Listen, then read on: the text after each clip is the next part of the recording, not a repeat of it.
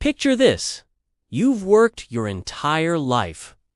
40 years of alarm clocks, commutes, and counting down the seconds to Friday. And for what? For a promise. A promise that you pay in now, and society takes care of you later. But what if they can't? What if the math behind that promise was always destined to fall apart? Welcome to the $400 trillion question that nobody wants to answer. What's up, everyone, and welcome back to the channel. Today, we're diving into something that affects literally every single person watching this video, the global pension crisis. I'm not talking about some distant economic theory. I'm talking about millions of people who might retire into poverty, entire governments facing bankruptcy, and a social contract being quietly torn up while we scroll through social media. The numbers are absolutely insane, and somehow, almost nobody's talking about it. So let's fix that. Grab your coffee, and let me show you why the retirement system we all take for granted might already be dead. Here's how pensions were supposed to work. You work, you pay taxes. Those taxes go to today's retirees. And then, when it's your turn, the next generation does the same for you. It's a beautiful intergenerational handshake that actually worked back in the 1950s, when there were 16 workers for every one retiree. But here's the thing about systems built on assumptions. They collapse when those assumptions change. Fast forward to today, and that ratio has cratered to fewer than 3 workers per retiree. And that number includes women entering the workforce. So the change is even more drastic than it sounds. 30 years longer than when these systems were designed, birth rates have collapsed below replacement levels. And by 2050, 1 in 6 people on Earth will be over 65. This isn't a crisis that's coming. It's already here. Let's talk about Social Security in the U.S., the biggest pension system on the planet. Supporting over 73 million people. It's funded by a 12.4% payroll tax. And the idea is simple. As long as enough people pay in, there's always enough to pay out. But by 2035, only a decade away, Social Security's trust funds will be completely drained. After that, payroll taxes will only cover about 83% of promised benefits.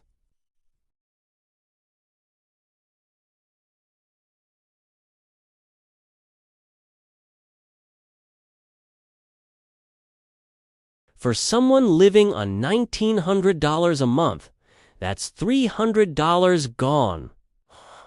Just poof. And at the state level, it's even worse. Public pension funds are underfunded by $1.27 trillion, with states like Illinois, New Jersey, and Kentucky having less than 60% of what they need to pay future retirees. If America's problem is running out of money, Japan's problem is running out of people. With a median age of nearly 50, Japan's working age population has shrunk by 14 million since 1995. By 2050, close to 40% of Japan's citizens will be over 65. But here's where it gets truly dark. After Japan's economic bubble burst in the 1990s, an entire generation got locked out of stable careers. They call it the employment ice age. Millions of young graduates were forced into part-time work with no benefits, no job security, and most critically, no pension contributions. 30 years later, that same generation is hitting their 40s and 50s with almost no retirement savings. This means Japan could soon face millions of elderly citizens with almost no pension at all, a terrifying prospect for a country that already spends over 20% of its economy on pensions and health care. France has a different problem. Their pension system works, but it's so expensive it's strangling everything else, eating up 14% of their GDP, one of the highest shares in the world.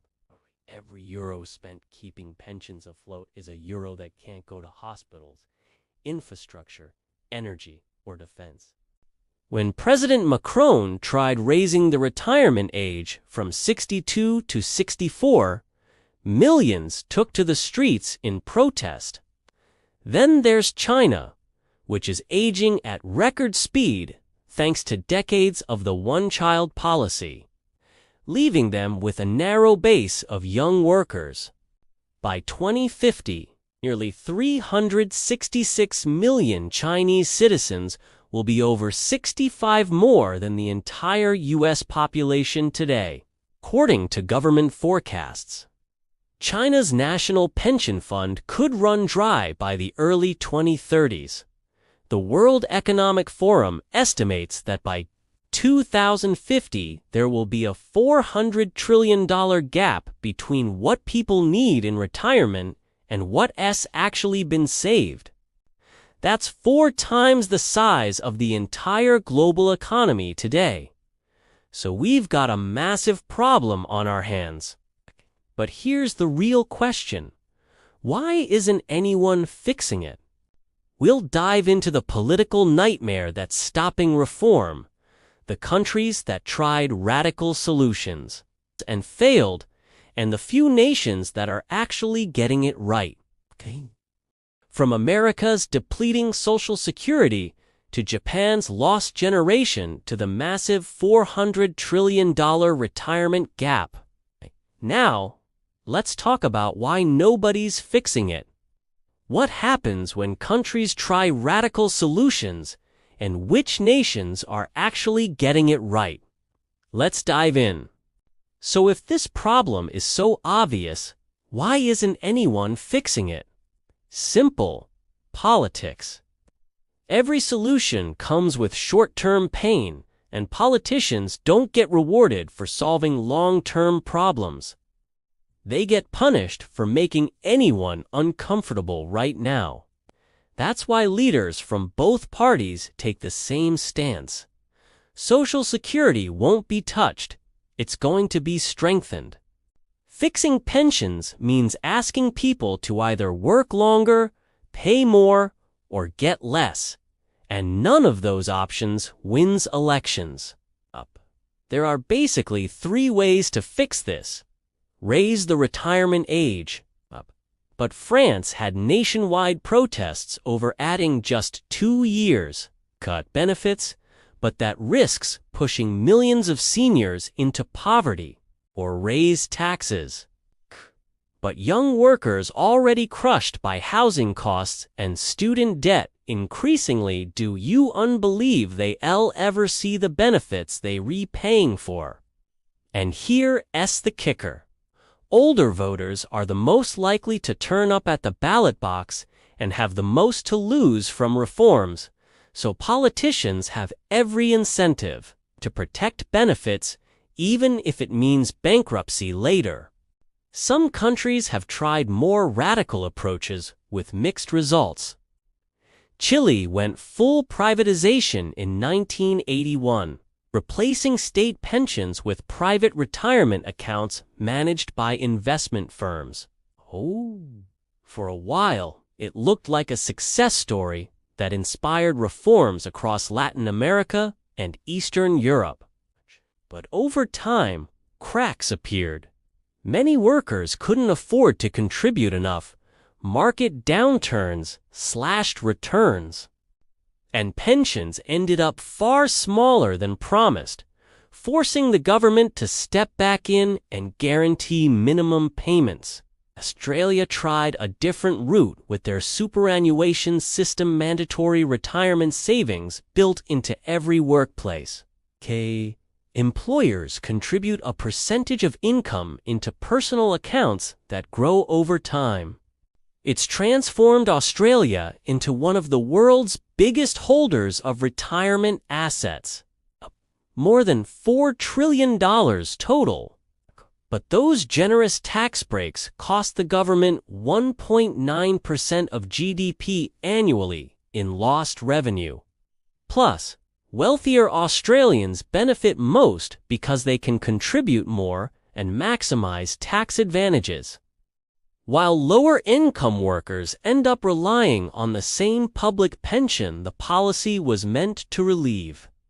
So yes, it works, but mostly for those already doing well. But it's not all doom and gloom. Few countries are actually making progress.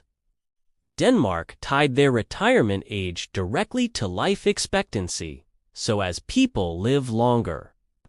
The retirement age rises automatically, with no massive national debates or shocking reforms. Just predictable adjustments that keep things balanced. When the rule was announced in 2006, the retirement age was 65. But by 2030, it'll be 68 and possibly 70 by the early 2040s, giving people decades to plan ahead. Germany and the Netherlands followed similar paths, effectively saying, if we're living longer, we're working longer too. Then there's Sweden, which many economists see as the gold standard. Back in the early 1990s, their system was collapsing. So they rebuilt it entirely, switching to a model where benefits are tied to what you've paid in and payouts automatically adjust if the economy slows or people live longer. When the 2008 financial crisis hit, benefits dropped about 4%. Not ideal, but the system stayed solvent, and because the rules were transparent, there were no riots or protests. People just understood the deal. Other countries are experimenting with means testing, which means scaling down or cutting pensions for the wealthiest retirees. It's controversial because it challenges the idea that everyone gets back what they put in. But when budgets are tight, it makes sense to focus support on those who truly depend on it. Australia and Canada both use some form of means testing. In Australia, retirees with high incomes or large superannuation balances lose part of their public pension once they pass a certain threshold. In Canada, the Guaranteed Income Supplement tops up pensions for low-income seniors but gradually phases out as earnings rise. New Zealand takes a slightly different approach. Everyone over 65 receives a flat pension regardless of income. But it's taxed as regular income, so wealthier retirees effectively pay a portion back through higher taxes. It's simpler, more transparent, and preserves the sense that everyone contributes and everyone benefits. Here's what we've learned. Countries that act early, like Sweden and Denmark, show that gradual, automatic adjustments are far less painful than sudden crises. People need to believe the system will still be there for them, that the rules won't change overnight, and that contributing now will actually mean something later. Reforms that are transparent, predictable, and fair can go a long way toward building that trust. But if economics teaches us anything, it's that the longer you ignore a predictable problem, the more catastrophic it becomes when it finally arrives. Pensions are ticking time bombs, and if governments can't agree on how to defuse them, maybe it's time to think about something more radical. Maybe that means universal basic income, Maybe it means giving every newborn a retirement fund before they even start working. Or maybe it means rethinking what retirement even looks like in the 21st century. I don't have all the answers, but I do know this: pretending the problem doesn't exist won't make it go away. So here's my question for you. What would you do to fix this? Would you raise the retirement age, cut benefits, increase taxes, go full privatization, or something else entirely? Drop your thoughts in the comments. Let's actually have this conversation, because clearly our politicians aren't. And if this video opened your eyes to something you didn't know about, do me a favor and share it with your parents, your friends, your coworkers. Because this affects everyone, and the more people understand what's coming, the better chance we have of actually doing something about it. As always, thanks for watching, and I'll see you in the next one.